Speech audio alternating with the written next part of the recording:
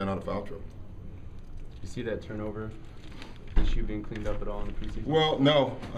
We had our games where we were pretty good, but overall I wasn't happy with it. And that's just something we have to just keep working on getting better. And then defensive transition for us. That's always the big one for us. I mean, if we get back, we feel with our defense, if we can make anyone play against all five, then it's not going to be an easy night for you. But if they hit us before we set, then it's a difficult night for us. Have you seen LeBron's style being any different in the preseason games you've watched? No. It's tough, though, to watch them and get a gauge because it was LeBron without Wade. But he pretty much played like he played in Cleveland. If he got the rebound, it was a breakout transition. He still ran off of pick and rolls. He liked to twist a lot of pick and rolls where he came off and then came back off. That's a lot of the stuff. The biggest change, and the scariest change for all of us, is his post play. We've been waiting.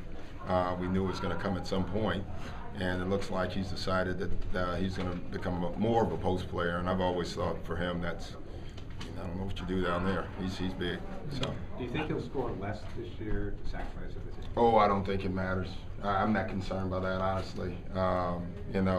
He's going to do as much to help his team win, whether it's with scoring, passing. When you add it all up, it's going to equal about the same. There's only 48 minutes, in the game, and that's the one thing. No matter how many guys you add on your team, there's still only 48 minutes, and there's a certain amount of shots. Did you guys have a certain plan for him to watch the games, even though he can't be? No, that's the last thing on my mind. No, honestly, Delonte's not going to help me until game 11. Are you happy with how your guards have come along in terms of keeping Shaq down in the paint and them getting through picks? Yeah, but I think when you have Shaq, that's a work in progress for the year. We knew that, coming into it. Obviously, when we played against Shaq, we wanted to run pick and roll. We wanted them on the floor so we can run pick and roll. Now he's on our team. They're going to run pick and rolls, and they're going to send shooters off his side because he can't show.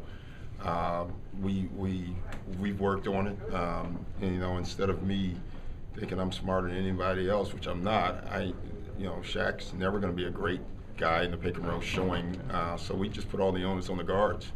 If the guards can get over the screen and channel them to Shaq, and he can stay in the paint, then we're good. And if they don't, if they get picked off, and now they're allowed to attack Shaq, then that's going to hurt us. And us being a defensive team, that's if someone asks, that's the biggest concern. Let's just be honest, over any of our concerns.